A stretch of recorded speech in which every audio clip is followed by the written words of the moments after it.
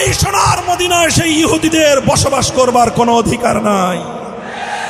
আল্লাহ নবী সময় বেঁধে দিলেন 3 দিন। 3 দিন পরে বনু কাইনুকার কোন কুলাঙ্গারকে যদি মদিনায় খুঁজে পাওয়া যায়, তাকে শিরচ্ছেদ করে তার কল্লা ঝুলিয়ে রাখা হবে।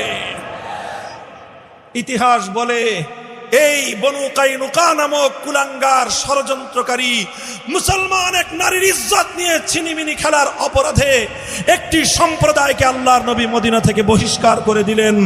বনু কাইনুকা এদের অপবিত্রতা থেকে পবিত্র মদিনার মাটি মুক্তি পেল। মুহতারাম হাজিরিন, আমরা সবাই সেই নবীর উম্মত। কথা বলেন ঠিক না বেঠিক?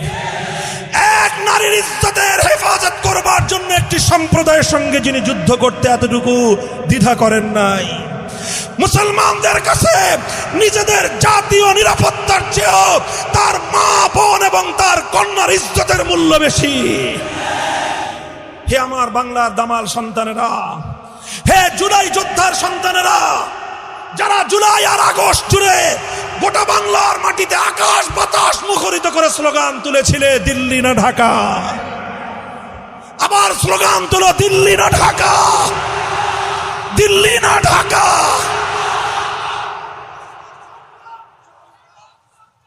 মুহতারাম হাজিরিন, আজ আমরা বলতে চাই, হে মুসলমান, হে মুসলমান বাবারা, হে মুসলিম ভাইয়েরা, হে মুসলিম যুবক সন্তানেরা, আজ তোমার এই বাংলার মাটিতে শহীদ সাইফুল ইসলাম আলিফের রক্তের দাগ এখনো তোমাদের চট্টগ্রাম থেকে মুছে যায়নি।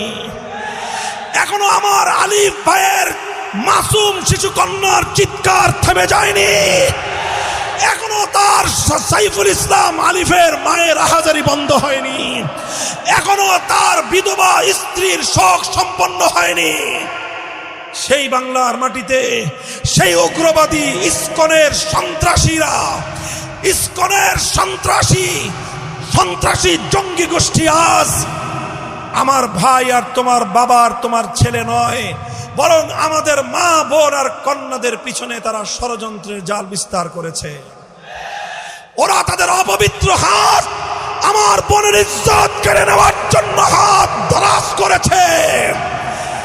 হে আলামিন পরিষদের এই লক্ষ জনতার ইসলামী মহাসম্মেলনের গৌরব